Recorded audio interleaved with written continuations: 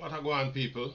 Mr. B again, and today we are talking some track and field, as it has been announced that a number of top athletes have decided to depart Coach Ronaldo Walcott's camp, and among these athletes, the top stars, the great Shelly-Ann Fraser-Pryce, arguably the greatest female athlete of all times, and of course Elaine Thompson-Herah, who has been with that camp for a little bit.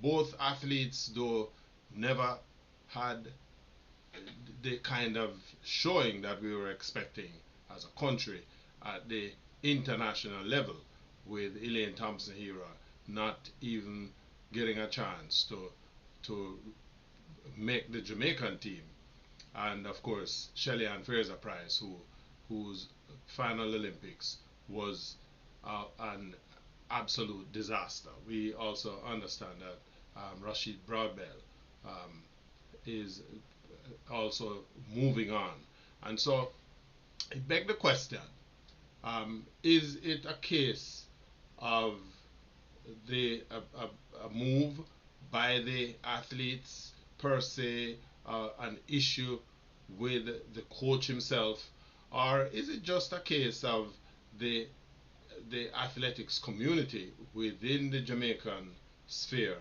reordering itself? Without question, Jamaica is one of the biggest athletic stories of the last 20, 30 years, if you will. What with the emergence of the likes of a Shelly-Ann Fraser-Pryce, Usain Bolt, and a plethora of athletes. Shelly-Ann Fraser-Pryce, though, since this topic is about the departure of these athletes from Coach Walcott's camp, we want to focus the conversation on them primarily. Now, Shelly-Ann Fraser-Pryce came to prominence at the Beijing Olympic Games, where she snagged Jamaica's first 100 meters medal, gold medal at those Olympics, and of course has had a distinguished career. In fact, when you consider that she has been on the track for the better part of the last 17 or 18 years, Shelly-Ann, at heading now into her 40s, Shelly is 38 years old. One wonders how much is left of our season. Is it a case of her making a decision to move to another level, where she finishes out her contractual obligations with sponsors and so on, and at the very least enjoy a final year? She has been, silent, if you will, definitely not making any declarations as to where she's going with the rest of her career. And so it sort of begs the question of what is she up to? Shelly-Ann, born December 27, 1986, has been a fixture on the international scene, and very successful, 100 and 200 meters, and again, as I said, widely regarded as one of the greatest sprinters of all times. You kind of wonder what's next, and that's the question on everybody's lips.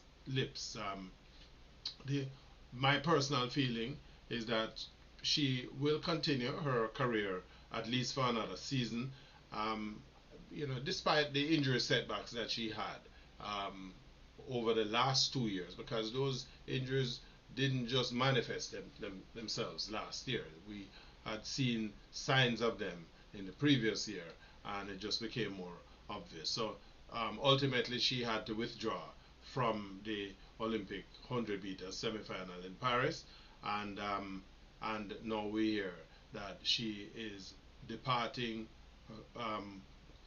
parting ways with Coach Ronaldo Walcott, and there are a number of whispers as to a frosty relationship and so on. And so the question is, where is she going next? Certainly, one argument out there is that she is probably looking to head back to Stephen Francis. But when you consider that Stephen Francis has a bevy, a stable of young athletes, not to mention, of course, the big gun, Sherika Jackson, under his tutelage, and of course the rising star Tia Clayton under his tutelage. One wonders if that is going to go anywhere.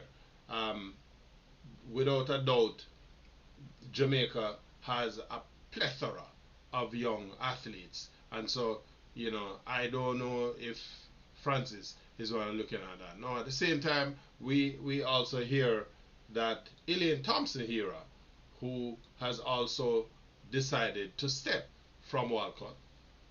Elaine is the former double Olympic sprint champion, having won back-to-back medals at back-to-back Olympics. Rio in 2016, where she the 100 and the 200 meters, and she defended successfully at Tokyo, um, uh, to become the first woman to have done that as far as the female sprinting is concerned. Arguably the best athlete at the 100 and 200 meters distance that the world has ever seen. I mean, her titles demonstrate that. And the top among the top three fastest of all times over both the 100 and the 200 meters. The expectation is that Elaine Thompson-Herah at 32 still has at the very least another one or two world championships left in her, and with luck another Olympic Games to redeem herself. One of the most natural athletes that the sport has produced, but bothered by injury over the years, and we saw that made some bad decisions, a personal position of mine when she left Frano, and according to the rumblings on the street, it looks like she may be heading back to Stephen Francis. I don't know how that is going to work, given the fact that Stephen Francis currently has Tia Clayton, who, he has both Clayton sisters, Tina and Tia Clayton, who, the track and field world sees both as part of the future of sprinting, not only in Jamaica, but in the world. Certainly, Tia has basically shown her abilities. She was a finalist at the 100 meters at the Paris Olympics, and she went on to the Diamond League circuit, where she has had a reasonably successful outing for her first year at this very, very high level. And right behind her, on her heels, is her sister, Tina Clayton. And again, behind them, there is this battery of sprinters that the country has. So one kind of wonders, is this move by Shelly and Elaine, a pursuit of another major championships, the Olympic Games, World Championships, and how is it going to impact the space for these youngsters who are literally in the wings? Of course, there is Alana Reid, without a doubt, a supreme fan. One of the when we talk about natural talent, Alana Reid represents that. Well, the fastest time for a schoolgirl in Jamaica, when she ran under 11 seconds at Champs about 3 years ago, and she has certainly shown that continued form over the last year. Granted, she never made not the well, she didn't do the trials, so she never made the Olympic team. But the fact is, with these youngsters, there is this plethora of talent that Jamaica has. And so the question that I'm putting out there, um, what are our expectations of Shelly? For me, I believe that she may just be winding down her career, um, using the next year on the track to basically say goodbye and to meet her obligations with her sponsors, something similar to what Bolt did in that last year, 2017, when we saw, the kind of disasters that impacted him in London when he fell and lost for the first time to Justin Gatlin at the 100 meters. So uh, the move, in my opinion, is natural. Athletes make changes in terms of camps from time to time, but we are looking at two athletes who are aging, and one of the things we know with age is that as you get older, your capacity is going to be diminished. I never had much of an expectation of Shelly at the Olympic Games. I thought that having qualified for the Olympics, that maybe, this was the icing on her cake, because I never saw her medaling at the Olympic Games. That was just my position from day one, and that was borne out. But again, she made the team, and she did as best as she could. Unfortunate, she was unable to run at the Olympic Games to put the icing on her career, if you will. Will she be able to rise to the occasion for the next World Championships? There's a World Championships early next year, and so that is a big question.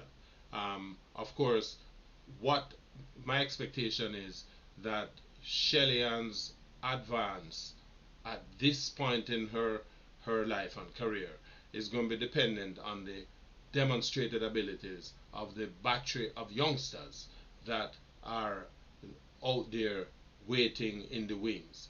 It is going to be up to them, based on their own performances, that will leave a space through the gate for the likes of a Shelly or a Elaine Thompson-Herah. My personal view, though, is that we are at this point in Jamaica where it's the youngsters that are now going to come through. My expectations are that these athletes, in the course of the coming year, is going to demonstrate their true ability, and so we can, kind of wave the flag for the